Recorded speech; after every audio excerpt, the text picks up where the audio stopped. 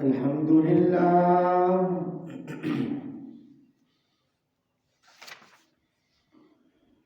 الحمد لله نحمده ونستعينه ونستغفره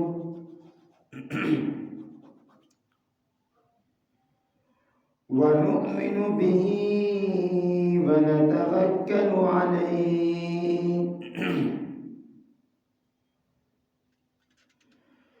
ونعوذ بالله من شرور أنفسنا ومن سيئات أعمالنا من يهده الله فلا مضل له ومن يضلله فلا هادي له ونشهد أن لا إله إلا الله وحده لا شريك له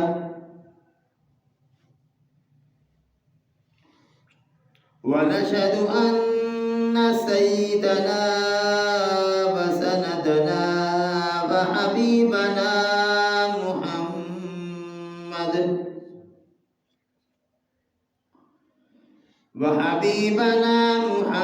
محمدا عبده ورسوله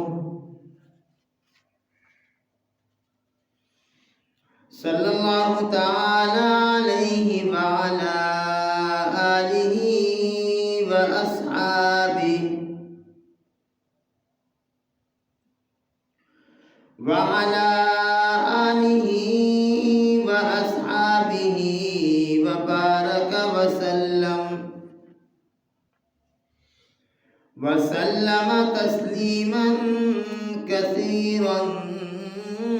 كثيرا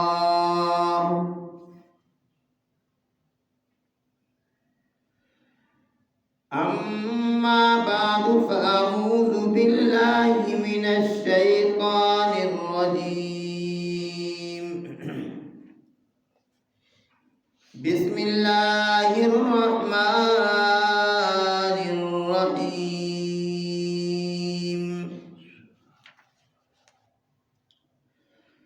وقال ربكم ادعوني أستجب لكم إن الذين يستكبرون عن عبادتي سيدخلون جهنم داخرين وقال النبي صلى الله تعالى عليه وسلم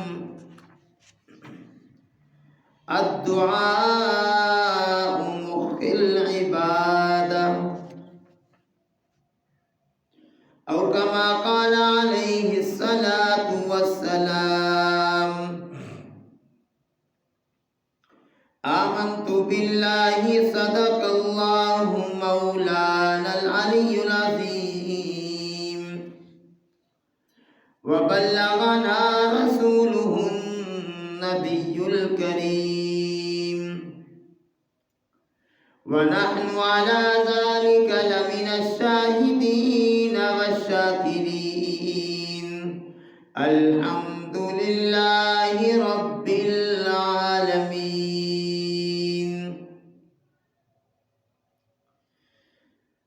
اللهم صل على محمد وعلى آل محمد كما صليت على إبراهيم وعلى آل إبراهيم إنك حميد مجيد اللهم بارك على محمد وعلى آل محمد كما باركت على إبراهيم وعلى آل إبراهيم إنك حميد مجيد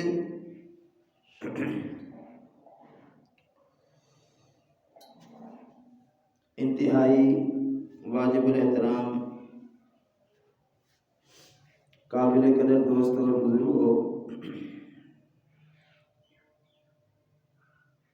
قرآن کریم کی ایک آیت مبارکہ اور آپ علیہ الصلوۃ والسلام کے فرامین مبارکہ میں سے ایک حدیث مبارکہ عرض کیا ہے، تلاوت کیا ہے۔ اللہ رب العالمین ہم سب کو دین حق کو سمجھنے کی اور اس پر عمل کرنے کی توفیق عطا فرمائے۔ گزشتہ جمعہ توبہ کے حوالے سے کچھ گزارشات عرض کی تھیں۔ آج انشاءاللہ دعا کے عنوان پر، جو کہ توبہ ہی کا ایک حصہ ہے، اللہ کی توفیق سے کچھ عرض کرنا چاہتا ہوں۔ قرآن کریم کی آیت پڑھی ہے، اللہ رب العالمین ارشاد فرماتے ہیں، وقال، اور کہا، ربکم، تمہارے رب نے، ادعونی، مجھ سے مانگو، استجب لکم، میں تمہاری دعاؤں کو قبول کروں گا۔ فرمایا کہ بے شک وہ لوگ یستکبرون عن عبادتی، جو تکبر کرتے ہیں میری عبادت سے، سیدخلون جہنم داخرین، تو ان قریب ان کو داخل کیا جائے گا جہنم میں، دہکتی ہوئی جہنم۔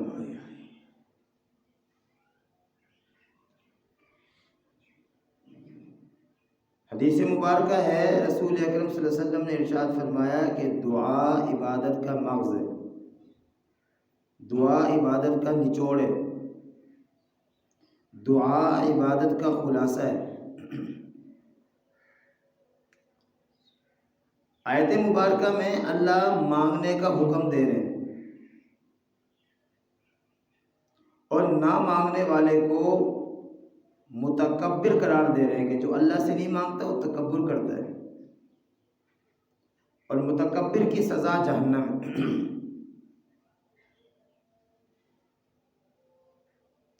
ایک حدیث مبارکہ ہے، رسول اکرم صلی اللہ علیہ وسلم ارشاد فرماتے ہیں، اپنے بیماروں کا علاج کرو صدقے کے ذریعے،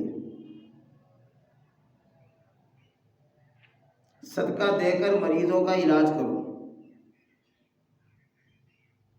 نمبر 2، زکوٰۃ دے کر اپنے اموال کی حفاظت کرو۔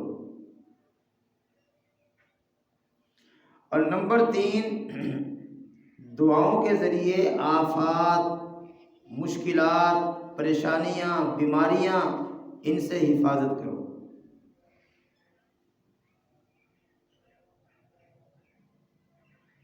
صدقہ دے کر مریضوں کا علاج کرو، زکوٰۃ دے کر اموال کی حفاظت کرو، دعا کر کے انسان پر آنے والی مشکلات، پریشانیاں، مسائل، مصائب، اللہ کے نبی فرماتے ہیں ان سے حفاظت کرو۔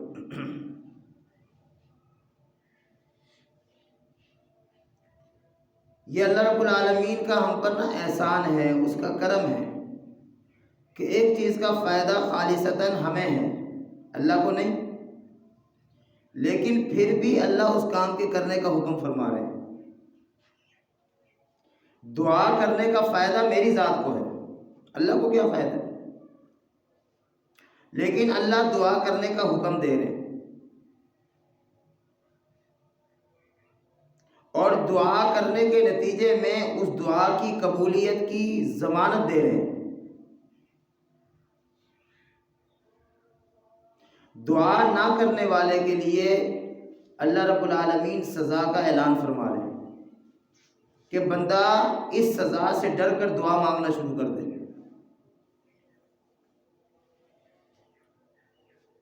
دعا اللہ رب العالمین سے لینے کا ذریعہ ہے۔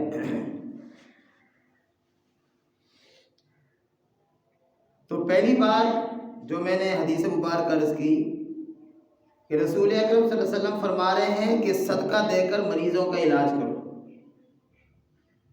الصدقۃ رد البلاء، صدقہ بیماریوں کو، بلاؤں کو، مشکلات کو، مصیبتوں کو دور کرتا ہے۔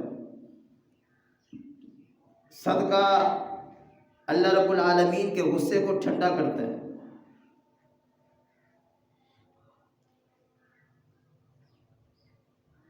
انسان جب رزق حلال میں سے اللہ رب العالمین کی رضا کے لیے، اس کے راستے میں اس کو خوش کرنے کے لیے، اس کو راضی کرنے کے لیے اپنی حیثیت کے مطابق اللہ کے دیے ہوئے مال میں سے کچھ خرچ کرتا ہے، تو اس کا نتیجہ یہ نکلتا ہے کہ اللہ رب العالمین کی طرف سے بیماریوں سے اللہ حفاظت فرما دیتے ہیں۔ اور اگر ہم یہاں نہیں دیں گے تو پھر یہ پیسہ ڈاکٹروں کے پاس نکلے گا، ہسپتالوں میں نکلے گا، تھانہ کچہریوں میں نکلے گا، ادھر ادھر نکلے گا، اور پھر بہت زیادہ نکلے گا، بغیر حساب و کتاب کے نکلے گا۔ پیسہ رہے گا تو نہیں، رکے گا نہیں، لیکن وہاں جو پیسہ نکلے گا اس پر کوئی اجر ثواب نہیں ملے گا۔ اگر صدقے کے طور پر صدقے کی نیت سے دیں گے ثواب بھی ملے گا، اجر بھی اللہ عطا فرمائیں گے، اور ثواب کی نیت سے دیا گیا پیسہ، اس کے نتیجے میں اللہ رب العالمین گناہوں سے، بیماریوں سے، مشکلات سے حفاظت بھی فرمائیں گے۔ اور دوسری حدیث مبارکہ ارشاد فرمایا کہ اپنے اموال کی حفاظت کرو زکوٰۃ دے کر۔ اگر زکوٰۃ نہیں دیں گے تو لاکھ کے پیچھے زکوٰۃ کتنی دینی ہے؟ 2500 روپے۔ اگر دے دیں گے تو اللہ رب العالمین اس 2500 کے ادا کرنے کی وجہ سے بقایا 97,500 روپے کی حفاظت فرمائیں گے، اس میں برکت ڈال دیں گے، وہ مال پاک ہو جائے گا اور اللہ تعالیٰ کی حفاظت میں آ جائے گا۔ اور اگر نہیں دیں گے، 2500 روپے بچانے کے لیے ہم 2500 بچانے کی کوشش کریں گے، وہ لاکھ ضائع ہو جائے گا، اس لاکھ میں برکت ختم ہو جائے گی۔ اللہ پاک کی طرف سے جو پیسے کی شکل میں رحمت ہوتی ہے وہ ختم ہو جائے گی۔ اس لیے فرما رہے ہیں کہ صدقے کے ذریعے اپنے مریضوں کا علاج کرو۔ ہمارے ہاں جب کوئی انسان بیمار ہوتا ہے، بچہ بیمار ہوتا ہے، گھر میں کوئی بیمار ہوتا ہے، تو ہم کیا کرتے ہیں؟ ڈاکٹروں کے پاس بھاگتے ہیں، ہم ہسپتالوں میں جاتے ہیں، ادھر جاتے ہیں، ادھر جاتے ہیں۔ ناجائز نہیں ہے، منع نہیں ہے، لیکن ایک بات کو سمجھیں کہ شریعت کا اپنا ایک ذوق ہے، پیغمبر صلی اللہ علیہ وسلم کی اپنی تعلیمات ہیں۔ اگر مسلمان ان تعلیمات کو اپنائے گا، ان تعلیمات کے مطابق زندگی گزارے گا، تو اس میں مسلمان کا فائدہ ہے۔ اور میں یہ بات عرض کرتا ہوں، اکثر عرض کرتا ہوں کہ کسی گولی کے اندر شفا ہے، ہم یقین سے کہہ سکتے ہیں؟ کسی گولی میں شفا ہے ہم یقین سے کہہ سکتے ہیں؟ نہیں۔ قرآن میں شفا ہے ہم قسم اٹھا کے کہہ سکتے ہیں، سمجھ رہے؟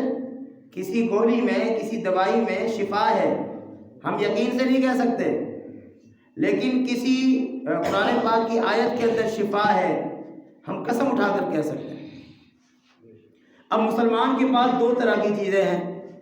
بیمار اللہ فرماتے ہیں فَإِذَا مَرِضْتُ فَهُوَ يَشْفِينِ، جب اللہ مجھے بیمار کرتے ہیں تو اللہ ہی مجھے شفا دیتے ہیں۔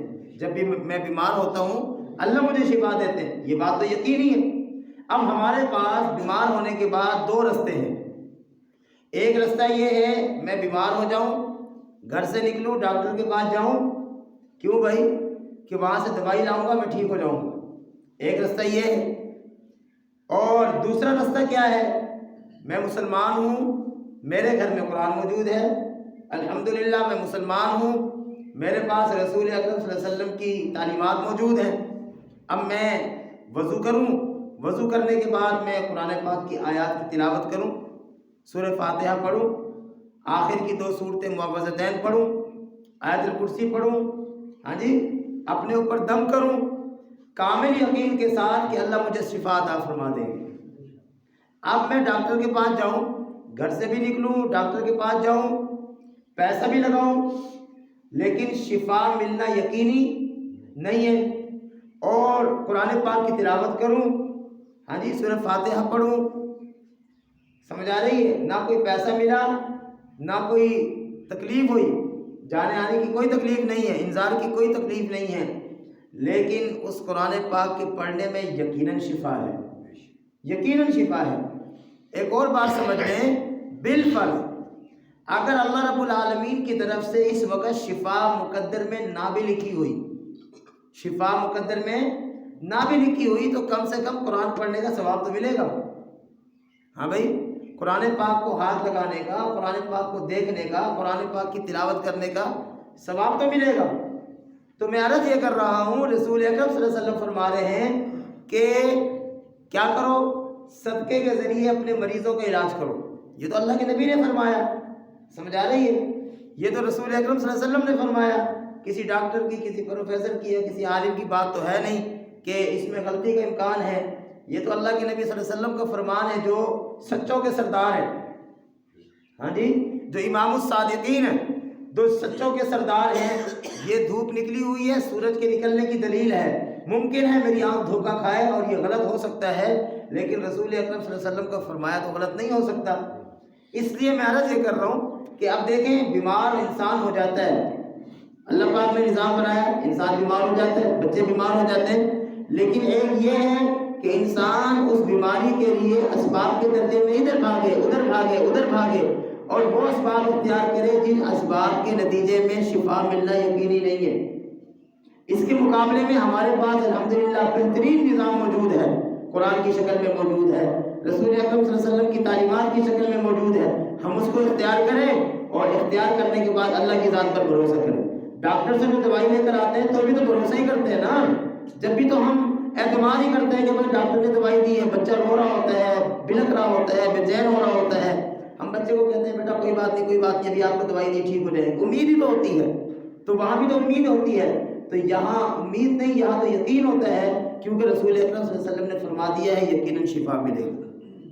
اس لیے مریض کو، اپنے مریض کو نمبر ایک صدقے کے ذریعے جو ہے نا اس کا علاج کریں، صدقہ دیں، اس پر دم کریں، اور پھر سنت کی نیت سے، سنت کی نظر سے ڈاکٹر کے پاس جانا پڑے جائیں۔ یہ نہیں کہہ رہا کہ ڈاکٹروں سے علاج نہ کروائیں، دیکھیں رسول اکرم صلی اللہ علیہ وسلم نے علاج کروائے ہیں، ہاں جی، اس وقت کے جو علاج ہوا کرتے تھے، پچنا لگوانا، رسول اللہ صلی اللہ علیہ وسلم لگوایا کرتے تھے، علاج کروایا کرتے تھے، تو یہ ایک سنت عمل ہے، لیکن ایک ترتیب ہے۔ ہم بحیثیت مسلمان قرآن پاک کی طرف سے یا رسول اکرم صلی اللہ علیہ وسلم کی تعلیمات کی طرف سے جو ہمیں راہ عمل ملا ہے، ہم اس پر عمل کریں، اس پہ یقیناً ہمارا فائدہ ہے۔ اس لیے جب بھی کوئی بیمار ہو جائے، اللہ تعالیٰ پر تو حفاظت فرمائے، لیکن ظاہر ہے کہ یہ ساری چیزیں زندگی کا حصہ ہے، جب بھی کوئی بیمار ہو جائے، نمبر ایک اپنی حیثیت کے مطابق 10 روپے، 20 روپے، 50 روپے، یہ نہیں کہہ رہا 1000 2000 روپے، ہر آدمی کی حیثیت نہیں ہوتی، 10 20 30 40 روپے اللہ جانتے ہیں، اللہ تعالیٰ انسان کی حیثیت کو جانتے ہیں۔ حدیث پاک میں آتا ہے ایک آدمی اخلاص کی نیت سے آدھی کھجور، پوری بھی نہیں، آدھی کھجور صدقہ کر دے اللہ کے راستے میں، اور دوسرا آدمی دکھلانے کے لیے اور پہاڑ کے برابر سونا دے دے، اس سونے کی کوئی حیثیت نہیں، یہ آدھی کھجور اللہ کے یہاں قابل قبول ہے۔ اللہ تعالیٰ نیت کو دیکھتے ہیں، اللہ انسان کی حیثیت کو دیکھتے ہیں کہ اس بندے کی حیثیت ہی 10 روپے والی تھی، تو اللہ تعالیٰ اس حیثیت کے مطابق فیصلے تو اللہ نے کرنے ہیں، اللہ کو 1000 کی یا 2000 کی یا 10 20 روپے کی کیا ضرورت ہے، یہ تو اللہ پاک کا ایک نظام ہے۔ اس لیے اگر کوئی بیمار ہو، اللہ نہ کرے اس طرح کی کوئی مجبوری مسائل بن جائیں، تو پہلے نمبر پر اپنی حیثیت کے مطابق صدقہ دیں۔ اور صدقہ کس کو دینا ہے تو بڑا اہم سوال ہے، جی آپ بتائیے، صدقہ کس کو دینا ہے بھائی؟ جو دروازہ بجائے نا مانگنے کے لیے، وہ کہے بی بی تیرے بچوں کا صدقہ، تیرے فلاں کا صدقہ، فلاں کا صدقہ، اس کو دے دے صدقے کے لیے، بلکہ اس سے تو لے لینا چاہیے، تو اس طرح دروازہ بجا کے مانگے نا، ان سے تو لے لینا چاہیے۔ یہ پیشہ ور لوگ ہوتے ہیں، ان کو تو ہر چیز مل جاتی ہے، کھانا مفت کا مل جاتا ہے، کپڑے مفت کے مل جاتے ہیں، پیسے مفت کے مل جاتے ہیں، رہائش بھی مفت کی، ہر چیز مفت کی ہے، ان کے خرچے کی چیز کے ہیں، اور کمائیاں آمدنیاں ان کی ہم سے زیادہ ہوتی ہیں۔ تو کئی مستحق لوگ ان کی وجہ سے محروم ہو جاتے ہیں۔ ان کو نہ دیں، بالکل صاف ستھری بات ہے۔ ان کے تو مانگنے کی حوصلہ شکنی کرنی چاہیے، نہیں دینا چاہیے۔ دیں گے تو ان کا حوصلہ بڑھے گا، نہیں دیں گے حوصلہ شکنی ہوگی۔ جوان گھروں میں بیٹھ کے جوئے کھیل رہے ہوتے ہیں، بچیاں اور مستورات جو ہے نا سارا دن مانگ رہی ہوتی ہیں۔ سمجھ آ رہی ہے؟ ہٹے کٹے نوجوان صحت مند ہوتے ہیں وہ لوگ، لیکن وہ گھروں میں بیٹھے ہوتے ہیں، سارا دن ٹیپ چل رہا ہے، گانا چل رہا ہے، وہ سن رہے ہیں، فلمیں دیکھ رہے ہیں، اور مستورات گھر کے کام کر رہی ہیں، وہی چارہ لے کر آ رہی ہیں، وہی گھاس کاٹ رہی ہیں، وہی مانگ کے لے کے آ رہی ہیں۔ تو یہ تو ہم نے بگاڑا ہے، معاشرے کے لوگوں نے بگاڑا ہے ان کو۔ تو جب 4 دن ان کو کچھ نہیں ملے گا اور یہ خالی ہاتھ واپس جائیں گی، تو جب گھر میں کھانے کے لالے پڑیں گے خود ہی وہ نوجوان اٹھ کر جائیں گے، مزدوریاں کریں گے اور دیہاڑیاں کریں گے۔ ہم بگاڑتے ہیں ان کو نہ دیں صدقہ۔ ہاں، خاندان میں کوئی بیوہ ہے، وہ یقیناً وہ کوئی مستحق ہے، ضرورت مند ہے، کوئی یتیم بچی ہے، اس کو دیں، بیوہ کو دیں، مدرسوں میں دیں، ایسی جگہ پر دیں جہاں صدقہ دینے کا ثواب ڈبل ہو جاتا ہے۔ چل نہیں رہا، جہاں صدقہ دینے کا ثواب ڈبل ہو جاتا ہے۔ ایک ثواب کیا ہوا صدقہ دینے کا، اور دوسرا ثواب اگر آپ نے بیوہ کو دیا ہے تو ایک غریب کے ساتھ تعاون کرنے کا، اپنے خاندان کے اندر کسی رشتہ دار کو دیا ہے غریب کو، تو وہاں ایک ثواب صدقہ دینے کا ملے گا، اور دوسرا ثواب جو ہے نا وہ رشتہ دار کے ساتھ حسن سلوک کرنے کا ملے گا۔ آپ مدرسے میں دے رہے ہیں تو ایک ثواب صدقہ کرنے کا ملے گا، اور دوسرا ثواب جو ہے نا اشاعت دین کا ملے گا، دین کی تعلیم کے اشاعت کا ملے گا۔ تو یہ ایسی جگہوں پر دے جہاں یقیناً صدقہ قبول ہوتا ہے۔ تو پہلے نمبر پر کیا کریں بھائی، ذرا میرے ساتھ بولیں کہ پہلے نمبر پر اللہ نہ کرے گھر میں کوئی بیمار ہو، کوئی مریض ہو، ہم خود بیمار ہو جائیں، ہم خود مریض ہو جائیں، تو پہلے نمبر پر کیا کریں گے جی؟ صدقہ کریں گے۔ اور صدقے میں یہ نہیں کہہ رہا کہ لمبا چوڑا صدقہ کریں، جو اپنی حیثیت کے مطابق 10 20 40 روپے جو اللہ پاک نے حیثیت دی ہے اتنا صدقہ کر دیں، پہلے نمبر پر یہ۔ اور دوسرے نمبر پر قرآن پاک کی 2 3 4 صورتیں یاد کر لیں۔ میں آپ کو نا وہ علاج بتا رہا ہوں جس علاج کے کرنے سے آپ ہزاروں لاکھوں روپے سے بچ جائیں گے، ڈاکٹروں کے چکر لگانے سے بچ جائیں گے۔ اور یقین کریں، اس یقین کے ساتھ اس بات کو سمجھیں اور اس پر عمل کرنے کی کوشش فرمائیں۔ سورہ فاتحہ سب کو آتی ہے، الحمدللہ آتی ہے نا جی، جو مسلمان ہے اس کو سورہ فاتحہ آتی ہے۔ بسم اللہ الرحمن الرحیم الحمدللہ، کس طرح؟ بسم اللہ الرحمن الرحیم الحمدللہ، بسم اللہ کو سورہ فاتحہ کے ساتھ ملا کر الحمدللہ، اس طرح ملا کر سورہ فاتحہ اول آخر درود پاک، جو درود پاک آتا ہے، ٹھیک ہے، 3 دفعہ درود پاک شروع میں پڑھے اور 3 دفعہ درود پاک آخر میں پڑھیں۔ تو اول آخر 3 دفعہ درود پاک پڑھ کر 7 مرتبہ سورہ فاتحہ بسم اللہ الرحمن الرحیم الحمدللہ، اس طرح سورہ فاتحہ پڑھیں، اور اس کے ساتھ آیت الکرسی پڑھ لیں اگر آتی ہو 3 دفعہ، اور قل اعوذ برب الفلق، قل اعوذ برب الناس، 2 صورتیں یہ پڑھ لیں۔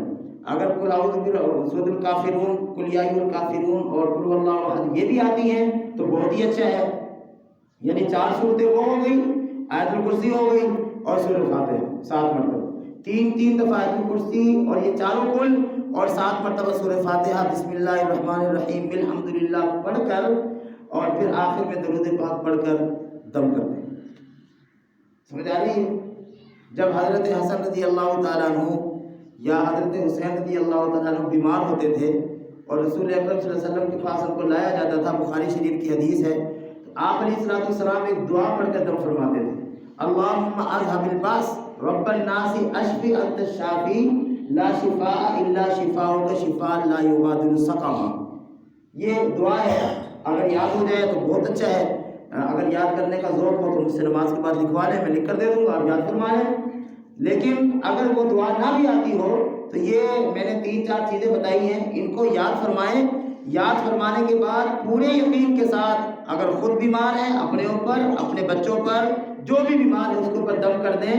میں انشاءاللہ پوری ذمہ داری کے ساتھ یہ بات عرض کرتا ہوں، آپ جتنے مرضی ماہر سمجھدار ڈاکٹر سے جا کے دوائی لے لیں، اس دوائی کے اندر شفا ملنے کا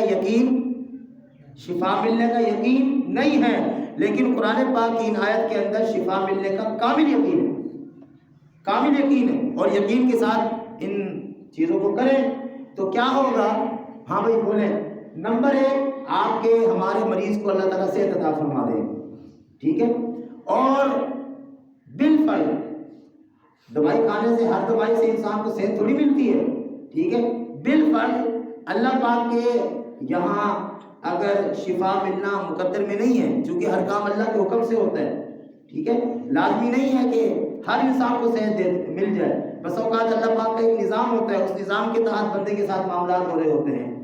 حضرت عمران بن حسین رضی اللہ تعالیٰ عنہ صحابی ہیں، عظیم الشان صحابی ہیں، روایات میں آتا ہے غالباً 32 یا 33 سال، کتنا؟ 32 یا 33 سال ان کے ایک گھوڑا بنا رہا، اور اس گھوڑے کی وجہ سے نہ وہ بیٹھ سکتے تھے نہ وہ لیٹ سکتے تھے، سمجھ رہے ہیں؟ نہ وہ بیٹھ سکتے تھے نہ وہ لیٹ سکتے تھے۔ کس قدر تکلیف کی حالت ہوگی، اس قدر تکلیف میں 32-33 سال گزارے۔ صحابہ کرام رضی اللہ تعالیٰ رضوان اللہ تعالیٰ علیہ مجمعین فرماتے ہیں کہ اس قدر طویل بیماری، اس قدر لمبا عرصہ انسان اچھا خاصا جو ہے نا صحت مند آدمی بھی وہ بیچارہ مایوس ہو جاتا ہے اور چہرے پر جو ہے نا مایوسی کے اثرات ہوتے ہیں، لیکن ان کا چہرہ بڑا حشاش بشاش ہوتا ہے، بڑا خوبصورت چہرہ، چمکتا دمکتا چہرہ۔ تو ہم نے ایک مرتبہ پوچھا حضرت عمران بن حسین رضی اللہ تعالیٰ عنہ سے کہ حضرت عجیب بات ہے، آپ اس قدر لمبے عرصے سے بیمار ہیں لیکن آپ کے چہرے پر بیماری کے کوئی اثرات نہیں ہیں۔ وہ فرمانے لگے کہ کیسے ہوں؟ وہ نعمت جو تم صحت مندوں کو حاصل نہیں، اللہ پاک نے مجھ معذور کو دی ہے کہ روزانہ فرشتے صبح شام آتے ہیں اور آ کر مجھے سلام کرتے ہیں، روزانہ فرشتے صبح شام آتے ہیں اور آ کر مجھے اس بیماری پر صبر کرنے کی وجہ سے مجھے وہ سلام کر کے جاتے ہیں، مجھے فرشتوں کا روزانہ سلام ملتا ہے، وہ مجھے سلام کرتے ہیں۔ تو اگر یہ تھوڑی سی تکلیف ہے بھی صحیح، اس تکلیف کے بدلے اللہ پاک مجھے اتنا بڑا انعام اور اتنا بڑا جو اتنی بڑی سعادت سے نواز رہے ہیں، تو مجھے کس چیز کی پریشانی ہے؟ بھائی سمجھ آ رہی ہے؟ تو ایک بات عرض کر رہا ہوں سمجھانے کے لیے کہ اگر بس اوقات ایسا ہوتا ہے انسان ڈاکٹروں سے مہینوں سال ہاں سال علاج کروا رہا ہوتا ہے، صحت نہیں مل رہی ہوتی، پیسہ بھی لگ رہا ہوتا ہے، ہاں جی آنے جانے کی تکلیف بھی برداشت کر رہا ہوتا ہے، لیکن صحت نہیں مل رہی ہوتی، لیکن وہاں علاج کروانے پر جو پیسہ لگ رہا ہے وہ تو پیسہ لگ رہا ہے، ضائع ہو رہا ہے نا۔ اگر یہاں علاج کرنے کے لیے انسان صبح شام ان چیزوں کو پڑھ لے، بالفرض اگر ان چیزوں کے دم کرنے کی وجہ سے انسان کو وقتی طور پر صحت نہ بھی ملی، ثواب تو ملے گا، ہاں بھائی ثواب تو ملے گا۔ اس لیے حدیث پاک یہ کہہ رہی ہے کہ اپنے مریضوں کا علاج کرو صدقے کے ذریعے۔ تو پہلے نمبر پر صدقہ کریں، دوسرے نمبر پر قرآن پاک کی ان آیات کو کامل یقین کے ساتھ، بھائی ہمارا تو یقین بھی ہے اور ہمارا تو تجربہ بھی ہے، الحمدللہ یقین بھی ہے تجربہ بھی ہے۔ کئی لوگ ظاہر ہے کہ اللہ پاک نے امامت کی ذمہ داری دی، کئی آ جاتے ہیں بچوں کو دم کر دو، ادھر دم کر دو ادھر دم کر دو سر میں، تو ہم پڑھتے تو یہی قرآن کی آیتیں ہیں نا، بس اللہ تعالیٰ شفا دے دیتے ہیں، اور یہ نہیں ہے کہ میں پڑھتا ہوں تو شفا ملتی، کوئی بھی پڑھے اللہ شفا دے دیتے ہیں، ٹھیک ہے؟ یہ انسان کے ہر انسان کا اللہ کے ساتھ اپنا معاملہ ہے، جو بھی پڑھے اللہ شفا دے دیتے ہیں۔ بس اس بات کا خیال فرمایا کریں کہ قرآن پاک کے حروف سے ہی پڑھا کریں، قرآن پاک کے حروف سے ہی پڑھا کریں۔ ایک بات چلو آ گئی ہے درمیان میں عرض کر دوں، اس بات کی نا ہم نے پہلے بھی کئی بار کوشش کی کہ مسجد میں کوئی ایسا نظام بنا لیا جائے کہ جن حضرات کی دعائیں ٹھیک نہیں ہیں دعائیں ٹھیک ہو جائیں، جن حضرات کی نمازیں ٹھیک نہیں ہیں نمازیں ٹھیک ہو جائیں، قرآن پاک جو نماز میں پڑھا جاتا ہے وہ ٹھیک ہو جائے۔ بھئی یہ کوشش ہونی چاہیے نا، کیا خیال ہے؟ ہونی چاہیے۔ جتنے حضرات یہاں بیٹھے ہیں آپ اس کی تائید کرتے ہیں، حمایت کرتے ہیں؟ دیکھو نا نماز ہم پڑھتے ہیں، میں ایک بات عرض کرتا ہوں سمجھنے والی بات ہے، الحمدللہ رب العالمین یہ سورہ فاتحہ کی آیت ہے اور ہم سارے پڑھتے ہیں، ہر نماز میں پڑھنی ہوتی۔ اب اگر کوئی آدمی الحمد کو الحمدو پڑھ دے، معنی بدل جائے، معنی بدل جائے گا، اور ہم پڑھتے ہیں عام طور پر الحمدو دال واپس دو پڑھ دیتے ہیں، اس کا معنی اور ہے، الحمدو کا معنی اور ہے، ٹھیک ہے؟ للہ رب العالمین، آ حمزہ، اور عالم کا معنی کیا ہوتا ہے؟ عالم علم سے ہے تکلیف، اور یہاں قرآن پاک میں ہے عالمین عین کے ساتھ، عالم کا معنی ہوتا ہے جہان، اب اگر کوئی آدمی الحمدللہ رب العالمین پڑھے جیسا کہ ہم پڑھتے ہیں، میں معذرت چاہتا ہوں ورنہ کسی کو کہہ دیتا کہ پڑھ کے سنا دیں تو پتہ چل جاتا یہ بھائی ہماری عمومی غلطیاں ہیں، چونکہ ہم سنتے رہتے ہیں، ہمارے سامنے ہوتی ہیں ساری باتیں، تو کچھ ہماری کمزوری ہے کہ ہم نے ہر چیز پر محنت کی ہے۔ ہم جب بازار جانے کے لیے تیار ہوتے ہیں تو ہم 10 منٹ تو چہرے پہ لگا لیتے ہیں، غلط کہہ رہا ہوں؟ ہم تو جب بازار جاتے ہیں تو 10 منٹ چہرے پہ لگا لیتے ہیں، لیکن پوری زندگی میں 10 منٹ نماز سیکھنے کے لیے نہیں لگائے ہم نے، پوری زندگی میں، ٹھیک ہے نا جی؟ ہم اپنے ظاہری اس حلیے کو صحیح کرنے کے لیے گھنٹوں لگا دیتے ہیں، لیکن یہ پھر آدھے گھنٹے بعد ویسے ہی ہو جاتا ہے، پھر گھنٹے بعد وہی ہو جاتا ہے۔ لیکن نماز جو کہ دین کا بنیادی رکن ہے، اس کو سیکھنے پر، اس کی تیاری پر ہم نے 10 منٹ ساری زندگی نہیں لگایا۔ اب دیکھیں نا الحمدللہ رب العالمین جو آدمی پڑھے گا تو معنی ٹھیک ہوگا؟ یقیناً غلط ہوگا۔ تو جب معنی ہی غلط ہو گیا تو نماز کیا ہوگی؟ رمضان شریف میں نا ہم نے تھوڑی سی اس پر کوشش کی تو بعض ساتھی کہنے لگے مولوی صاحب پھر تو بہت مشکل ہے۔ ظاہر سی بات ہے بھائی، اب ایک چیز سیکھی نہیں ہے، ایک چیز کو کیا نہیں ہے، سمجھا نہیں ہے، اب اگر کوئی اس کو سمجھانے کی یا صحیح کرنے کی کوشش کرے، ٹھیک ہے، جو آدمی موٹر سائیکل میں بیٹھتا ہے وہ دوڑا رہا ہوتا ہے، تو اگر وہ سیکھتے ہوئے سوچے یار بڑا مشکل ہے، کہیں گرنے کا خطرہ ہے، ہڈی نہ ٹوٹ جائے، یہ نہ ہو جائے، تو سیکھ جائے گا، وہ سائیکل سیکھ لے گا، موٹر سائیکل سیکھ لے گا؟ نہیں سیکھے گا، ساری زندگی اس نے بازار جانا، کبھی کسی کی منت کرے گا یار ذرا مجھے بازار تک تو چھوڑ دو، وہی سیکھ لیتے، تھوڑی سی ہمت کرتے۔ تو کوئی چیز بھی ایسی نہیں ہے کہ اس کے سیکھنے میں کچھ تکلیف نہ ہو، تکلیف تو ہوتی ہے، لیکن اس کی تکلیف کے بعد پھر انسان جو ہے نا اس کے فوائد کو سمیٹتا ہے۔ تو الرحمن الرحیم، یہاں ہم الرحمن الرحیم پڑھتے ہیں، ہاں کی جگہ ہاں پڑھتے ہیں، مقصد یہ بہت ساری غلطیاں ہیں۔ اہدنا الصراط المستقیم، صاد اور طا ہے، ہم پڑھتے ہیں اہدنا الصراط المستقیم، سین اور تا پڑھتے ہیں۔ اب بھائی آپ اندازہ لگائیں نا، صاد کا معنی اور ہے، سین کا معنی اور ہے، اب بتاؤ جو قرآن نماز میں پڑھا جا رہا ہے اور وہ غلط پڑھا جا رہا ہے، غلط پڑھنے کی وجہ سے گناہ الگ مل رہا ہے اور نماز بھی نہیں ہو رہی، لیکن احساس نہیں ہے، فکر نہیں ہے۔ اگر کہا جائے کہ بھائی آپ اپنی سہولت سے، اتنے سارے نمازی ہیں ماشاءاللہ، اپنی سہولت سے آپ عشاء کے بعد کا ٹائم نکالیں، آپ مغرب کے بعد کا ٹائم نکالیں، جو ٹائم آپ کے بعد فرصت کا ہے اس کو نکال کے سیکھ لیں، تو دو چیزیں ہوتی ہیں۔ پہلے نمبر پہ تو انسان سوچتا ہے یار میں تو اب اتنا بڑا ہو گیا ہوں، مولوی صاحب کیا کہیں گے کہ نماز بھی نہیں آتی، یہ شیطان کا دھوکہ ہے، یہ شیطان کا دھوکہ ہے۔ کسی کے کہنے سے کیا ہوتا ہے، سمجھ رہے ہیں نا؟ اگر کوئی کہہ دے کہ نہیں آتی تو کیا ہو جائے گا، اگر کوئی کہہ دے آج آتی ہے تو کیا ہو جائے گا، کچھ بھی نہیں ہوتا۔ کسی کے کہنے نہ کہنے سے کیا ہوتا ہے؟ میں نے تو اپنی لائن سیدھی کرنی ہے نا، اپنے رب کے ساتھ اپنے معاملات کو ٹھیک کرنا ہے۔ تو اگر آدھا پونا گھنٹہ روزانہ کی بنیاد پر نکال کے اس کو سیکھ لیا جائے، قرآن پاک کو صحیح کر لیا جائے، تو اس کے فضائل کتنے زیادہ ہیں، فوائد کتنے زیادہ ہیں۔ تو بسا اوقات ہم وظائف پڑھ رہے ہوتے ہیں، لیکن وظائف پڑھنے میں ہمارے تلفظ ٹھیک نہیں ہوتے، حروف ٹھیک نہیں ہوتے، الفاظ ٹھیک نہیں ہوتے، ان الفاظ کے ٹھیک نہ ہونے کی وجہ سے وہ فوائد نہیں حاصل ہوتے جو ہونے چاہیے۔ اس پر میں یہ بات عرض کر رہا ہوں۔ تو بھائی اگر کوئی آدمی بیمار ہو جائے تو پہلے نمبر پر کیا کرے؟ صدقہ، اور صدقے میں اپنی حیثیت کو سامنے رکھیں، نہ کریں بہت زیادہ لیکن جو حیثیت ہے وہ کر لیں۔ نمبر 2، قرآن پاک کی یہ 2-4 صورتیں میں نے عرض کی ہیں، سورہ فاتحہ بسم اللہ سمیت پڑھیں 7 مرتبہ، اور آیت الکرسی پڑھیں، اور آخر کے چاروں کل پڑھیں، اول آخر 3 دفعہ درود پاک پڑھ کر مریض پر دم کریں۔ انشاءاللہ اللہ تعالیٰ کے حکم سے آپ کے مریض کو اگر شفا ملنا مقدر ہوا تو انہی سے شفا مل جائے، اور اگر اس کے بعد بھی شفا نہ ملے تو سنت کی نظر سے ڈاکٹر کے پاس چلے جائیں، سنت کی نظر سے۔ وہ ڈاکٹر کے پاس جانے کو نا یار تیسرے نمبر پہ رکھیں، پہلے نمبر پہ ڈاکٹر کے پاس جانا نہیں۔ ہمارے یہاں کیا ہوتا ہے، کوئی مریض ہو جائے تو پہلے ڈاکٹر کے پاس، ادھر سے ہار گئے پھر حکیموں کے پاس، ادھر سے ہار گئے پھر ادھر ادھر کوئی بتایا گا فلاں جگہ بابا جی ہوتے ہیں ادھر چلے جاؤ، ادھر چلے جاؤ۔ جب ساری جگہ سے ہار گئے تو آخر میں اللہ کا قرآن بچا ہے، اب مولوی صاحب کے پاس جائیں گے، مولوی صاحب کم کر دو۔ تو اللہ بھی تو دیکھ رہے ہوتے ہیں نا کہ یہ کہاں سے گھوم کے آ رہا ہے، سمجھ رہے ہیں نا؟ تو ہم نے قرآن کا درجہ تو رکھا ہے آخر میں، تو پھر شفا کہاں سے ملنی ہے؟ اس لیے بھائی قرآن کا درجہ پہلے رکھیں اور یقین کے ساتھ رکھیں۔ میں سمجھ آ رہی ہے؟ ایک صحابی فرماتے ہیں سفر پہ جا رہے تھے تو میں قرآن سے شفا ملتی ہے اس پر واقعہ عرض کر رہا ہوں. سفر پر گئے، وہاں سے واپس آ رہے ہیں تو رستے سے نا گزر ہوا ایک بستی، ایک قبیلے کے پاس سے.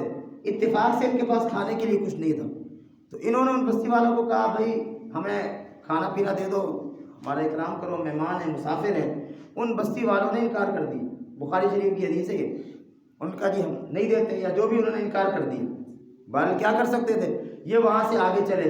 ابھی تھوڑا سا آگے گئے تھے، اس بستی کے یا اس قبیلے کے سردار کو سانپ نے ڈس لیا. اب جب سانپ نے ڈسا تو انہوں نے اپنی ہمت کے مطابق اس کا علاج کرنے کی کوشش کی، جو بھی تھا ان کے پاس، لیکن وہ سردار صاحب ٹھیک نہ ہوں.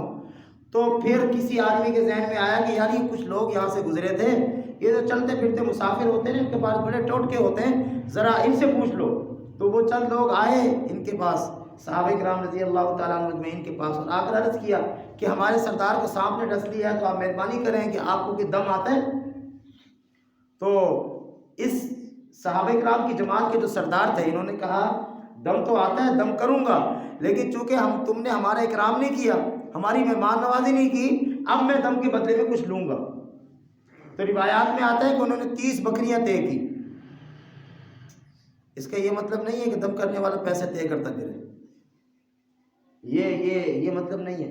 یہ تو انہوں نے ایک سزا کے طور پر کیا تھا، سمجھ رہے ہیں، ایک سزا کے طور پر کہ بھائی انسانیت کا تقاضا تھا کہ ایک مسافر تمہارے قریب سے گزر رہا ہے، اگر وہ سفر میں ہے، اس وقت کے سفر ایسے تو نہیں ہوتے تھے جس طرح آج ہیں، ہوٹل بنے ہوئے ہیں، دکانیں بنی ہوئی ہیں وغیرہ وغیرہ. تو بھائی ممکن ہے مسافر کے پاس کھانے کو کچھ نہ ہو. اب ایک مسافر گزر رہا ہے اور اس نے تم سے کھانے کا کہہ دیا تو تم نے اس کو کھانا نہیں دیا، تم انسانیت سے بھی گئے گزرے ہو. تو انہوں نے اس چیز کی سزا کے طور پر یہ بات کہی ان کو کہ چونکہ تم نے ہماری مہمان نوازی نہیں کی، اکرام نہیں کیا، لہٰذا ہم دم تو کریں گے لیکن ایسے نہیں کریں گے، 30 بکریاں دو. چونکہ ان کا تو سردار مر رہا تھا، انہوں نے کہا جی ٹھیک ہے بالکل دیتے ہیں چلو. تو پھر گئے اور جا کر دم کیا اور 30 بکریاں لے لی. اب 30 بکریاں لے کر چل پڑے. تو صحابہ کرام جو ساتھ تھے انہوں نے کہا کہ اب ہم مسافر ہیں، بھوک لگی، ان کو ذبح کرو کھاؤ. تو سردار امیر صاحب فرمانے لگے بھی ایسے نہیں کھائیں گے، ہم پہلے اللہ کے نبی صلی اللہ علیہ وسلم کی خدمت میں جائیں گے، جا کر سارا واقعہ عرض کریں گے، ان سے اجازت لیں گے کہ کیا یہ ہمارے لیے حلال ہے. یہ ہے صحابہ، یہ ہے مزاج صحابہ کہ کسی بھی کام کو کرنے سے پہلے پیغمبر سے پوچھا ہے. اور ہمیں تو پتہ بھی ہوتا ہے، میری بات سمجھیں، ہمیں پتہ بھی ہوتا ہے، ہمیں معلوم بھی ہوتا ہے، ہم پھر بھی جو ہے نا پیغمبر کے طریقے کے خلاف کرتے ہیں. پتہ بھی ہوتا ہے کہ اللہ کے نبی کا طریقہ یہ ہے، لیکن پھر بھی ہم خلاف کر رہے ہوتے ہیں. اور ان کا مزاج وہ دیکھیں نا، وہ تو کہہ سکتے تھے کہ اللہ کے نبی ہم تو مسافر تھے، بھوک لگی تھی کھا لیا، لیکن نہیں، پہلے پیغمبر سے پوچھیں گے. اب نبی علیہ السلام کی خدمت میں پیش ہوئے، رسول اللہ صلی اللہ علیہ وسلم کو جا کے سارا واقعہ سنایا. آپ علیہ السلام مسکرائے، فرمایا کہ تم نے کیا دم کیا تھا؟ تو وہ صحابی عرض کرنے لگے رسول اکرم صلی اللہ علیہ وسلم میں نے سورہ فاتحہ پڑھ کر دم کیا تھا. سمجھ آ رہی؟ سورہ فاتحہ پڑھ کر سانپ کے ڈسے پر علاج کیا جا سکتا ہے، دم کیا جا سکتا ہے. بخار، نزلہ، زکام، کھانسی تو کوئی بھی چیز نہیں ہے. لیکن بات پھر وہی ہے، یقین. اللہ کا جتنا بھی نظام ہے نا اس کا تعلق یقین کے ساتھ ہے. جس قدر یقین کے ساتھ وہ کام کریں گے اس قدر جلدی وہ کام اثر انداز ہوگا. تو پہلی چیز جو میں نے عرض کی ہے وہ کیا ہے؟ اللہ کے نبی صلی اللہ علیہ وسلم نے فرمایا کہ صدقے کے ذریعے اپنے بیماروں کا علاج کرو، صدقے کے ذریعے اپنے مریضوں کا علاج کرو. اور یاد رکھیے اللہ کے نظام میں ٹھیکہ داری سسٹم نہیں ہے. جس طرح ہمارے یہاں یہ فلاں ٹھیکہ دار ہے، اس کو کہیں گے یہ آگے کام کروائے گا، یہ جناب فلاں کا ایجنٹ ہے، اس کو کہیں گے فلاں افسر صاحب کو یہ سفارش کرے گا تو کام ہوگا. خدا کے نظام میں یہ نہیں ہے. میں صاف لفظوں میں کہہ رہا ہوں، یہ ہماری اپنی سوچ کی کمزوری ہے کہ جناب فلاں پیر صاحب کے پاس جائیں گے، بابا جی کے، یہ تعویذ لکھنے والے بابا جی کے پاس جائیں گے، ان کے پاس جائیں گے تو وہ کچھ کریں گے تو ہوگا. نہیں، یہ نظام اللہ کے ہاں نہیں ہے. اللہ کے ہاں تو ہر انسان کے ساتھ اللہ کا معاملہ اپنا ہے. بس بندے کی سوچ ہوتی ہے، بندہ سوچتا ہے کہ نہیں جی ہم ان کو کہیں گے تو وہ اللہ کو کہیں گے تو ہماری لائن سیدھی ہوگی. نہیں بھائی نہیں، اللہ کے ساتھ اپنی لائن کو خود سیدھا کرو، خود سیدھا کرو. جو انہوں نے پڑھنا ہے وہ تم پڑھ لو، جو محنت انہوں نے کرنی وہ تم کر لو. کیوں نہیں کر سکتے؟ سمجھ آ رہی ہے؟ ہم نے چونکہ سوچ کا معیار بدل لیا ہے اس لیے پھر نتائج تبدیل ہو جاتے ہیں. اس لیے یہی سورہ فاتحہ میں پڑھ سکتا ہوں، آپ پڑھ سکتے ہیں، آپ پڑھ سکتے ہیں، ہر آدمی پڑھ سکتا ہے، اور پڑھ کر دم کرے. یہی چاروں قول ہر آدمی پڑھ سکتا ہے، پڑھ کر دم کرے۔ آیت الکرسی ہر آدمی پڑھ سکتا ہے، پڑھ کر دم کرے۔ اگر نہیں آتی تو یاد کر لیں۔ بھائی سمجھ آ گئی ہے؟ نہیں آتی تو یاد کر لیں۔ اور ڈاکٹر بھی تو کہتا ہے کہ یہ نسخہ صبح اور شام استعمال کرنا ہے، کہتا ہے نا، وہ کہتا ہے نا، وہ تو یہ بھی کہتا ہے کہ دودھ کے ساتھ استعمال کرنا ہے۔ وہ 20 روپے کا دودھ روزانہ پینا پڑے گا، روزانہ نہیں، دن میں 2 دفعہ تو پینا پڑے گا۔ وہ 40-50 روپے کا دودھ 1500 کا تو مہینے کا دودھ ہی بن جاتا ہے۔ تو 2 دفعہ 3 دفعہ تو وہ دوائی بھی استعمال کرنی ہے۔ آپ دوائی کو ذرا سائڈ پہ رکھ کر وہ 2-3 دفعہ سورہ فاتحہ پڑھ کے دم کر لیں، اپنے اوپر ذرا کر کے دیکھیں۔ دن میں 3 دفعہ سورہ فاتحہ کو دم کر کے دیکھیں، 1 روپیہ بھی نہیں لگے گا، لیکن انشاءاللہ مریض آپ کا اس سے بہتر ہو جائے گا۔ یہ تو یقین کی بات ہے۔ تو پہلی چیز یہ ہے جو آج حدیث مبارکہ عرض کی، اس حدیث مبارکہ کی روشنی میں کہ رسول اللہ صلی اللہ علیہ وسلم نے فرمایا کہ صدقے کے ذریعے اپنے بیماروں کا، اپنے مریضوں کا علاج کرو۔ اور دوسری چیز فرمایا کہ زکوٰۃ کے ذریعے اپنے مال کی حفاظت کرو۔ سمجھ رہے ہو؟ مال کی حفاظت کا ذریعہ زکوٰۃ، کون کہہ رہا ہے؟ اللہ کے نبی۔ تو ہم کیا کرتے ہیں؟ سارا دن کا کمایا جا کر بینک میں رکھوا دیا۔ سوچ ہے نا، سوچ ہے۔ تو اگلے دن جب بینک سے پیسے لینے کے لیے جاتے ہیں، وہ کہتے ہیں سسٹم جام ہے، انتظار کرو۔ اب انتظار کرو، سمجھ رہے ہو؟ اب انتظار کر رہے ہیں۔ اس نظام پہ اس قدر بھروسہ ہے، اپنے گھر میں پیسہ نہیں رکھیں گے کہ چوری ہو جائے گی، وہاں رکھ دیں گے جیسے وہاں پر چوری نہیں ہوتی، وہاں تو کس قدر ڈاکے پڑتے ہیں۔ لیکن سوچ کا فرق ہے، یہ سوچ کی تبدیلی ہے۔ تو رسول اللہ صلی اللہ علیہ وسلم فرما رہے ہیں نا، میں نے تو بات پہلے بھی عرض کی ہے، مجھے دھوپ نظر آ رہی ہے، سورج نکلا ہوا ہے، لیکن اس سے زیادہ مجھے اس بات پر یقین ہے کہ رسول اللہ صلی اللہ علیہ وسلم جو فرما رہے ہیں وہ سچ ہے۔ میرا دیکھا غلط ہو سکتا ہے، میرا علم غلط ہو سکتا ہے، یقیناً غلط ہو سکتا ہے، لیکن رسول اللہ صلی اللہ علیہ وسلم کا فرمایا وہ یقیناً ٹھیک ہے۔ تو اللہ کے نبی کیا فرما رہے ہیں کہ اپنے مال کی حفاظت زکوٰۃ کے ذریعے کرو۔ اب ایک واقعہ یہاں عرض کر دوں۔ حضرت ابو ہریرہ رضی اللہ تعالیٰ عنہ راوی ہیں، فرماتے ہیں کہ ایک دفعہ باہر سے کچھ مال آیا، رسول اللہ صلی اللہ علیہ وسلم نے مجھے اس مال پر چوکیدار مقرر فرمایا کہ تم اس مال کی حفاظت کرو، اسباب کے درجے میں کوئی حرج نہیں ہے۔ بھروسہ اور توکل اس چیز کا نام نہیں ہے کہ پیسہ باہر رکھ دیں اللہ جانے، اس چیز کا نام بھروسہ نہیں ہے۔ آپ اپنے طور پر حفاظت کے اسباب پورے کریں اور پھر کہیں اب اللہ تعالیٰ کے حوالے۔ تو رسول اللہ صلی اللہ علیہ وسلم نے ان کو فرمایا اس کی حفاظت کرو۔ صحابی فرماتے ہیں کہ رات کا وقت میں اس مال کی حفاظت کے لیے وہاں موجود تھا، تو میں نے سوچا کہ فارغ ہوں، چلو میں نماز کی نیت باندھ لیتا ہوں۔ وہ عظیم لوگ تھے، وہ تو اپنا وقت ضائع نہیں کرتے تھے۔ ہم کہتے ہیں کہ چلو فارغ ہو، موبائل چلو 2-4 گھنٹے موبائل پہ ضائع کر لیں، کوئی قیمتی بنا رہے ہیں، ضائع نہیں ہوتے۔ یہ جب ہماری سوچوں میں فرق آئے گا تو نتائج میں فرق آئے گا، یہی وجہ ہے۔ وہ لوگ سوچتے تھے کہ یار آدھا گھنٹہ قرآن کی تلاوت کر لیں، وہ سوچتے تھے چلو کہ 15-20 منٹ کو 2 رکعت تو پھر پڑھ لیں، کوئی ایک تسبیح پڑھ لیں، اور ہم کیا کہتے ہیں کہ یار فارغ بیٹھے ہیں چلو۔ تو جب ہم نے اپنی سوچ کے معیار کو تبدیل کیا تو اللہ رب العالمین کی طرف سے جو فیصلے ہونے وہ تبدیل ہو گئے۔ تو انہوں نے سوچا رات کا وقت ہے، چلو فارغ ہوں، حفاظت بھی ہو رہی ہے، تو میں نماز کی نیت باندھ لیتا ہوں۔ نماز کی نیت باندھ لی۔ فرماتے ہیں کہ مجھے نماز کے دوران محسوس ہوا کہ کوئی آدمی جو ہے نا کچھ کر رہا ہے، یہاں تو کسی کو نہیں ہونا چاہیے۔ فرماتے ہیں میں نے نماز مختصر کی، سلام پھیرا، دیکھا ایک آدمی ہے اس غلے میں سے کچھ اٹھا کے لے جانے کی کوشش کر رہا ہے، میں نے اس کو پکڑ لیا۔ کیا کر رہے ہو؟ اس نے کہا جی میں غریب آدمی ہوں، بچے ہیں گھر میں، ضرورت ہے، بھوک ہے، یہ ہے وہ ہے، آپ مجھے چھوڑ دیں۔ صحابی کہتے ہیں مجھے ترس آیا، میں نے چھوڑ دی۔ صبح اللہ کے نبی صلی اللہ علیہ وسلم کی خدمت میں حاضر ہوا، میں نے واقعہ عرض کیا۔ رسول اللہ صلی اللہ علیہ وسلم نے فرمایا خیال کرنا دوبارہ آئے گا۔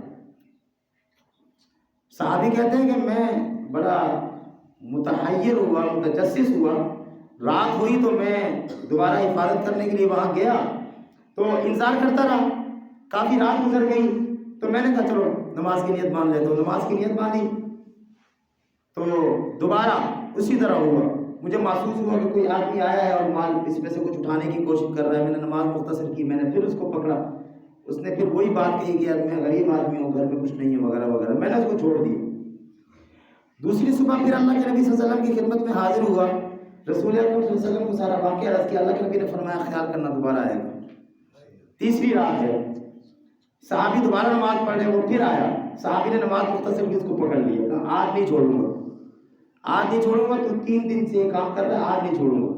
ایک اور بات عرض کرو، عمر فاروق رضی اللہ تعالیٰ عنہ کے پاس ایک آدمی کو لایا گیا، چوری کرتے پکڑا گیا۔ امیر المومنین نے کہا کہ تمہیں سزا دی جائے گی۔ اس نے کہا کہ امیر المومنین معاف کر دے، پہلی دفعہ غلطی ہوئی ہے۔ تو امیر المومنین نے کہا یہ اللہ کا ضابطہ نہیں ہے کہ پہلی دفعہ غلطی ہو اور پکڑا جائے انسان، سمجھ رہے؟ پہلی دفعہ انسان غلطی کرے پکڑا جائے، یہ نہیں ہوتا۔ اللہ کم سے کم 3 مہلتیں دیتا ہے، 3 مہلت دیتا ہے، اگر بندہ بات نہ آئے پھر پکڑا جاتا ہے، یہ امیر المومنین فرما رہے ہیں۔ تو وہ بھی تیسری رات تھی، پکڑ لیا، فرمایا اب نہیں چھوڑوں گا، تمہیں اللہ کے نبی کی خدمت میں لے کر جاؤں گا۔ اس نے کہا چلو میں تمہیں ایک بات بتاتا ہوں، میری بات سنو، اگر اس بات کا تمہیں فائدہ ہو مجھے چھوڑ دینا۔ حضرت ابو ہریرہ رضی اللہ تعالیٰ عنہ فرماتے ہیں، ذرا سنو، کان کھولو، توجہ دو۔ فرماتے ہیں اس نے کہا کہ جب تم کسی چیز کی حفاظت کرنا چاہو تو اس کو اللہ کی حفاظت میں دے دو، اور اللہ کی حفاظت میں دینے کا طریقہ اور ذریعہ کیا ہے؟ اس نے کہا کہ آیت الکرسی پڑھ کر اس پر پھونک مار دو۔ کیا کرو؟ آیت الکرسی پڑھ کر اس پر پھونک مار دو۔ صحابی کہتے ہیں مجھے تو علم کا خزانہ مل گیا، وہ تو علم کے حدیث تھے، علم کا خزانہ مل گیا، چنانچہ اس کو چھوڑ دیا۔ نبی کریم صلی اللہ علیہ وسلم کی خدمت میں حاضر ہوئے، رسول اکرم صلی اللہ علیہ وسلم کو معاذرہ بتایا۔ اللہ کے نبی نے فرمایا تھا جھوٹا لیکن بات سچی کر گیا۔ تھا جھوٹا، شیطان تھا، پیغمبر نے فرمایا شیطان تھا جھوٹا، بات سچی کر گیا ہے۔ ہم اپنے مال کی حفاظت کے لیے کیا کیا کرتے ہیں؟ اگر رزق حلال کمایا ہوا ہے تو وہ تو اول چاہتا ہی گئی نہیں، لیکن چلو حفاظت کے لیے دیکھو نا، پیغمبر فرما رہے ہیں، پیغمبر نے تصدیق کی ہے، آیت الکرسی پڑھ کر اس پر بھوت مارے، اللہ کے حوالے کر دے، اس کو کوئی بھی ہاتھ نہیں لگائے گا، اس کو کوئی بھی نہیں چھیڑ سکتا ہے۔ تو اس حدیث پاک میں رسول اللہ صلی اللہ علیہ وسلم نے مال کی حفاظت کا جو نسخہ ارشاد فرمایا وہ کیا ہے کہ زکوٰۃ ادا کرو، مال محفوظ ہو جائے گا۔ اور میں نے پہلے یہ بات عرض کی ہے، لاکھ کے پیچھے زکوٰۃ کتنی ہے؟ یار کبھی نا اس طرح کے سوال کرتے ہیں، جب آپ چپ ہوتے ہیں نا، اتنا کو دکھ ہوتا ہے نا، آپ اندازہ نہیں لگا سکتے۔ صحیح کہتا ہوں کہ ہم کو جب پتہ ہی نہیں ہم زکوٰۃ دیتے کیا ہوں گے، کیا زکوٰۃ دیتے ہوں گے، ہمیں پتہ ہی نہیں ہے کہ زکوٰۃ کا نصاب کیا ہے۔ اکثر یہ باتیں میں عرض کر رہا ہوتا ہوں، رمضان شریف میں ہوتی ہیں، رمضان سے پہلے یہ باتیں بتائی جاتی ہیں۔ یہ نماز، روزہ، زکوٰۃ، حج، یہ تو اسلام کے بنیادی رکن ہیں، یہ تو بنیادی چیزیں ہیں۔ اگر ہمیں ان چیزوں کا بھی نہیں پتا تو یار ہمیں پتہ کیا ہے؟ بتاؤ تو صحیح۔ انتہائی معذرت کے ساتھ اگر تکلیف ہو رہی ہے تو بھائی وہ تو ہونی چاہیے۔ اگر میں زکوٰۃ کے حوالے سے آپ سے سوال کر رہا ہوں کہ لاکھ کے پیچھے کتنی زکوٰۃ ہے، آپ کو نہیں پتا، میں نے زکوٰۃ دینی ہے، مجھے زکوٰۃ کا پتہ ہی نہیں تو میں کیا دوں گا؟ میں 50 سال کا مسلمان، 60 سال کا مسلمان، 40 سال کا مسلمان، نماز کے بارے میں ہمیں نہیں پتا، روزوں کے بارے میں ہمیں نہیں پتا، زکوٰۃ کے بارے میں ہمیں نہیں پتا، تو کیا پتہ ہے؟ ابھی اگر پوچھ لیا جائے کہ نماز کے فرض کتنے ہیں، کتنے ساتھیوں کو پتا ہوگا؟ ہم پڑھتے ہیں، اگر ہمیں یہی نہیں پتا کہ یہ فرض ہے، اگر وہ چھوٹ جائے، نماز نہیں ہوتی، فرض چھوٹ جائے، مجھے پتا ہوگا کہ یہ چیز فرض ہے، تو اگر چھوٹے گی تو مجھے پتہ چلے گا میرا فرض رہ گیا، میں نماز دوبارہ پڑھ لوں۔ اگر پوچھا جائے بھی نماز کے واجبات کتنے ہیں، پڑھتے تو ہیں نا نماز، اگر ہمیں پتا ہوگا فلاں چیز واجب ہے اور آپ کو یہ پتا ہے کہ واجب چھوٹ جائے تو سجدہ سہو کرنا پڑتا ہے تو نماز ہوتی ہے، اگر سجدہ سہو نہیں کریں گے نماز نہیں ہوگی۔ تو جس آدمی کو یہ پتہ ہی نہیں ہے کہ واجب کیا چیز ہے، تو اگر اس کا واجب چھوٹ گیا تو وہ کیا کرے گا؟ اس کو تو پتہ ہی نہیں ہے، تو نماز کیا ہوئی؟ ان باتوں کو بھائی سمجھا کرو، مہربانی کرو، ذرا ترس کھاؤ اپنے اوپر، اپنے بچوں پر، اپنی زندگی پر۔ میں اتنا کہتا ہوں کہ آپ حضرات 24 گھنٹے کی زندگی میں سے آدھا گھنٹہ نکال لیں روزانہ کی بنیاد پر، آدھا گھنٹہ، اور ان چیزوں کو سیکھ لو۔ اس پر شرم نہ کیا کرو کہ ہم بوڑھے ہو گئے ہم کیا سیکھیں، نہیں، پیغمبر نے فرمایا تھا علم حاصل کرو ماں کی گود سے لے کر قبر کی رات تک، یہ تو پیغمبر نے فرمایا ہے۔ تین چیزوں کو سیکھو، حاصل کرو۔ بیانات ہم نہیں سنتے، جمعوں میں ہم نہیں آتے، بیان شروع 1 بجے ہوتا ہے، ہم آتے ہیں 1:30 بجے، ہم جب یہاں سے بیان شروع ہوتا ہے تو جمعے کی تیاری شروع کرتے ہیں، تو کہاں سے یہ چیزیں آئیں گی؟ کون بتائے گا؟ کس چیز کا؟ آپ کے 5 سال کے بچے کو وہ سارا موبائل چلانا آتا ہے، اس کو سکھایا ہے، دیا ہے، اس کے ہاتھ میں دیا ہے، بتلایا تو اس کو آتا ہے، لیکن ہم 50 سال کے ہو گئے, ہمیں نماز کے فرض نہیں آتے. کتنی افسوس کی بات ہے. ہم 60 سال کے ہو گئے, ہمیں زکوٰۃ کے نصاب نہیں پتہ. کیا پتہ ہے؟ اس زام میں رہنا چھوڑ دو گے, ہمیں بہت پتہ ہے, کچھ بھی نہیں پتہ. اور 4 آدمی بیٹھے ہو, ذرا دین پر بات شروع ہو جائے تو ایسا لگتا ہے ہر آدمی مفتی ہے. تو میں عرض کر رہا ہوں 1 لاکھ کے پیچھے 2500 روپے زکوٰۃ ہے. اب جو آدمی 2500 روپے اللہ کے راستے میں بطور زکوٰۃ دے دے گا, اللہ کے نبی فرما رہے ہیں اس کے 97,500 کی اللہ حفاظت کرے گا. سمجھ رہے ہو؟ اور اگر وہ 2500 بچانے کی کوشش کی, یار چھوڑو زکوٰۃ پیسہ کم ہو جائے, وہ 2500 بچانے کی کوشش کی ہے تو یقین کرو 97.5 کیا لاکھ کا لاکھ چلا جائے گا. پھر روتے رہیں گے چوری ہو گیا. تو بھائی وہ کام کیوں نہیں کیا جس کا پیغمبر نے فرمایا تھا؟ کیوں اپنی مرضی کرتے ہو دین کے معاملے میں؟ میں اور آپ ہم آزاد نہیں ہیں, ہم کسی چیز میں آزاد نہیں ہیں. سر کے بال سے لے کر پاؤں کے ناخن کاٹنے تک آزاد نہیں ہیں. ناخن کاٹنے کا طریقہ کیا ہے؟ ایک آدمی یہاں سے کاٹنا شروع کر دے, یہاں سے انگوٹھے سے, کیا وہ سنت کے مطابق کاٹ رہا ہے؟ نہیں, یہ طریقہ ہے. یوں ہاتھ رکھیں, یہاں سے کاٹنا شروع کریں, یہاں سے ابتدا بھی سیدھے ہاتھ کی اس انگلی سے ابتدا کریں, اور آخری جو ناخن کاٹنا ہے وہ سیدھے ہاتھ کے انگوٹھے کا کاٹیں. میں تو ناخن کاٹنے میں آزاد نہیں ہوں. سمجھ رہے ہو بھائی؟ میں تو ناخن کاٹنے میں آزاد نہیں ہوں. میں پیغمبر کے طریقے کا پابند ہوں, مسلمان ہوں. میں بال کٹوانے میں آزاد نہیں ہوں, پیغمبر کے طریقے کا پابند ہوں, میں مسلمان ہوں. وہ الگ بات ہے کہ ہم ان چیزوں کو سمجھتے نہیں ہیں. یہ تو ایک بات یاد رکھنا, جس حالت میں مریں گے اسی حالت میں اللہ کے حضور کے سامنے کل قیامت والے دن پیش ہوں گے. بھائی حوض کوثر پر جانا ہے نا, اسی حالت میں جائیں گے. تو وہاں یہ حلیہ یاد رکھیں, جو حلیہ اپنایا ہوا ہے اسی حلیے سے پیغمبر صلی اللہ علیہ وسلم کے سامنے پیش ہونا پڑے گا. اور اللہ نہ کرے وہاں جو شرمندگی کا احساس ہوگا آج ہم اس کا تصور نہیں کر سکتے. ہاں یہی چہرہ ہوگا, جس حالت میں مریں گے اسی حالت میں اٹھایا جائے گا. حدیث پاک سے ثابت ہے. تو جس حالت میں اٹھایا جائے گا اسی حالت میں اگلا سارا نظام چلے گا. تو اس لیے اگر آپ کو بھروسہ ہے, جس حلیے میں رہتے ہو اس حلیے پر بھروسہ ہے کہ اسی حلیے میں کامیاب ہو جائیں گے تو ٹھیک ہے. اگر نہیں بھروسہ تو بھائی تبدیل کرو. تو میں عرض کر رہا ہوں کہ اگر اس 2500 کو بچاؤ گے 97.5 بھی ضائع ہو جائے گا. 2500 اللہ کے راستے میں دے دو, 97.5 میں اللہ تعالیٰ اس میں برکت بھی ڈالیں گے, اس کی حفاظت بھی فرمائیں گے. اور آخری بات, رسول اللہ صلی اللہ علیہ وسلم نے فرمایا دعا کے ذریعے آفتوں سے بچو. دعائیں کیا کرو, لمبی لمبی دعائیں کیا کرو, وقت نکالو. ہر نماز کے بعد 2-4 منٹ بیٹھ جایا کرو, اکیلے بیٹھ کر مانگ لیا کرو. ذرا تنہائیوں میں بیٹھ کر نا اللہ سے باتیں کر لیا کرو. سمجھ آ رہی ہے؟ ذرا تنہائیوں میں بیٹھ کر 15-20 منٹ, آدھا گھنٹہ, پونا گھنٹہ, گھنٹے کی دعائیں کیا کرو. آپ کہیں گے گھنٹے کی دعا, گھنٹے کی دعا بھی ہوتی ہے. اور بھائی ہوتی ہے. اللہ کو منواؤ. ابا جی بات نہ مان رہے ہو تو کیا کرتے ہو؟ ویسے تو ابا جی کو دیکھتے بھی نہیں ہو, لیکن جب کوئی بات منوانی ہو تو ابا جی کی پاؤں کے دبانا شروع کر دیتے. ابا جی سو رہے ہوتے ہیں, بیٹا پاؤں دبا رہا ہے, اچانک کہا کہ بیٹا آ. کیوں؟ منوانا ہے نا ابا جی سے, کچھ منوانا ہے, کچھ لینا ہے. ماں بات نہیں مان رہی ہو, گھنٹوں پیچھے لگے رہتے ہیں ہم. تو بھائی ماں باپ سے ہم نے کیا لینا ہے؟ اللہ سے تو ہم نے بہت کچھ لینا ہے. اللہ کو منواؤ, اور اللہ کو منوانے کے لیے گھنٹوں مانگو. تو رسول اللہ صلی اللہ علیہ وسلم نے تیسری بات ارشاد فرمائی کہ دعا کے ذریعے اللہ پاک سے آفات کو ختم کرواؤ, مصیبتوں کو ختم کرواؤ, بیماریوں کو ختم کرواؤ. اور آخر میں جو میں نے قرآن پاک کی آیت عرض کی, اس کا ترجمہ دوبارہ عرض کرتا ہوں.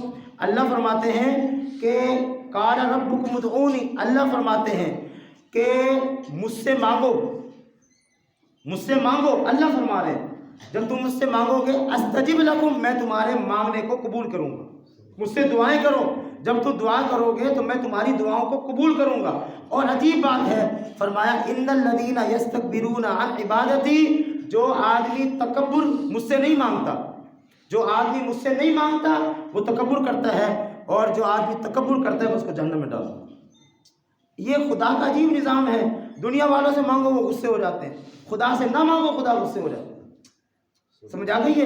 اس خدا سے مانگ کر اپنے نظام کو حل کرواؤ. مصلی بچھا لو, گھر میں کوئی پریشانی آئی ہے بچوں کو کہو, بچیوں کو کہو, گھر والوں کو کہو, خود مصلی بچھاؤ اور مانگو.